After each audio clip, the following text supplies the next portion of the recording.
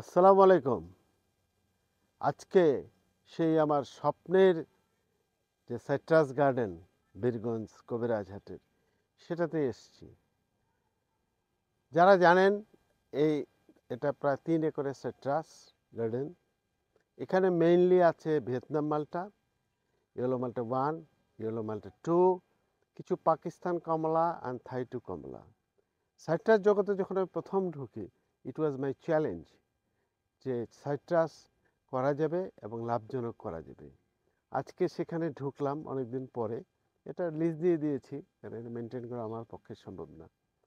তো এখন আমরা দেখি যাই যে কি অবস্থা। এই সাইডটা হলো পুরোটাই হলো ভিয়েতনাম মালটা। ভিয়েতনাম মালটা অনেকেরই প্রশ্ন থাকে, প্রথমে একটু ডি শেপড হয়, রাফ হয়, জাম্বুরার মতো দেখা যায়।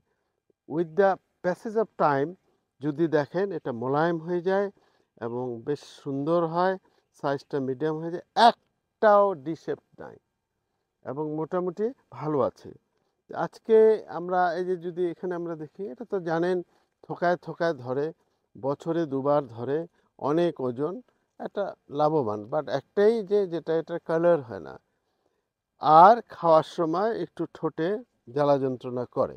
তবে যদি আপনারা দুদিন পেরে রেখে এবং ছোলার চোচাটা যদি আপনারা বের করে তারপরে রস করে খান, এর মতো সুন্দর রস ফ্রুট জুস পাওয়া খুবই কঠিন। আজকে একটা দেখি কেটে আজকে কি অবস্থা আছে। 20শে আগস্ট। তো 20শে আগস্টে আমরা দেখি এটা সেপ্টেম্বরের শেষে হারভেস্ট করা শুরু করা যায়, বাড়িওয়ানের পরেই এটা হয়।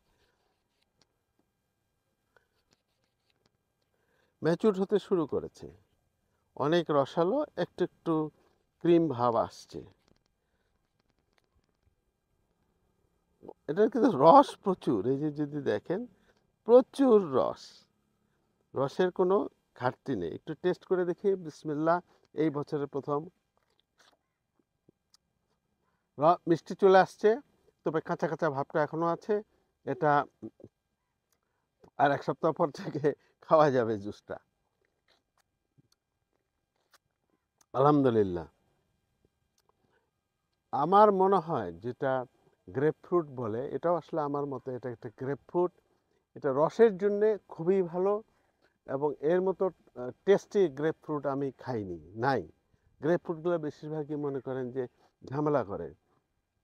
এই যে দেখুন কত ফলন, এগুলো এখন বড় হতে শুরু করেছে, বড় হতেই থাকবে এবং সাইজ শেপ মাশাল্লাহ অনেক সুন্দর হয়ে গেছে।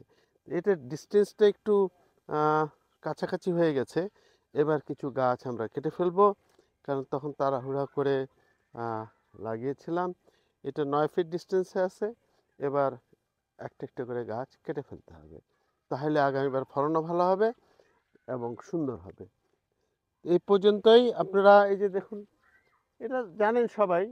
আর আমি আরেকটা বলবো, ছাদ বাগানিরা প্লিজ একটা করে ভিয়েতনাম মালটা রাখবেন, কারণ এটা একটা 12 মাসই সাকসেসফুল রেজাল্ট হবে খুব কুইকলি। উইদিন এ ইয়ার আপনারা রেজাল্ট পাবেন। এই জন্যে একটা আশাবাদ ব্যক্ত করে বিদায় নিচ্ছি।